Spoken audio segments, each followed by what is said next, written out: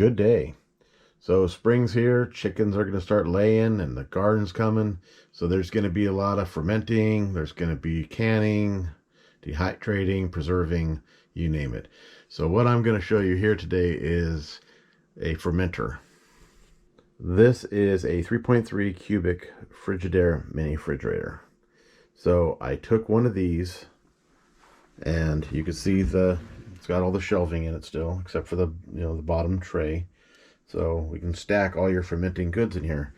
So what controls this is a Inkbird temperature controller, which is what you would use for a tank, like a reptile tank. So let me take you to the back and show you what it does. So on the back of that controller is this plug. Your cooling, this is what the refrigerator plugs into. Your heating plugs into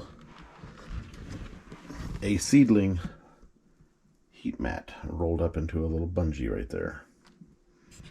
Now the neat thing about this is it has very good control over your temperatures. Like right now it's running the heat, so you can adjust it with a 2-degree swing, a 1 degree, 10 degree, I think it's 10 is the most, which means it'll go like, so 3-degree swing, you can go 3 degrees up from 72 and 3 degrees down from 72 before the heat kicks on and the cooling turns on.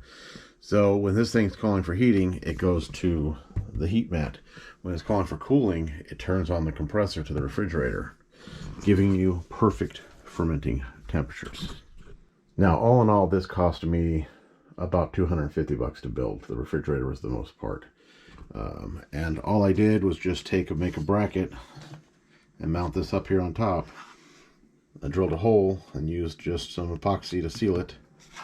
And that hole lets the cord come in for the heat mat and the thermometer right there. So, and then you still have your temperature control here, which doesn't really do anything but turn it off and on. It's not disconnected. I just have it up on the lowest setting, so that controls it 100%. Now I choose a 3.3 just for the size, but you can do this with any type of refrigerator. Your inkjet or your Inkbird is the same, plugging into the refrigerator. The only thing you do different is a different heat source, like a bigger heat mat or double heat mats. I'm not really sure. This really works really well. This keeps it up to perfect.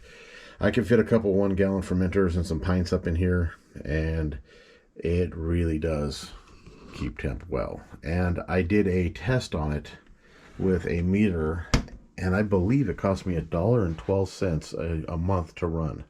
It was very, very inexpensive. And unless you're in extreme temperatures, like extreme heat, the compressor is not going to come on. I think I've heard it kick on like once or twice since I've been using this thing. But yeah, I run it at 72, and it does work. So this was just a tip that I wanted to throw out for you guys, because we are coming up into that stage where everything's going to get preserved and stored and canned. And I'm going to come out with some more interesting tips, but this is something that I designed and built myself and really wanted to get it out there to show you guys. If you leave a comment that you want me to tell you a little bit more about it or send you a link to where to get the parts, I could do that also. That's not a problem. So you guys stay safe, keep your head on a swivel. If you like what you see, please like, follow, subscribe, comment, share. Have a good day.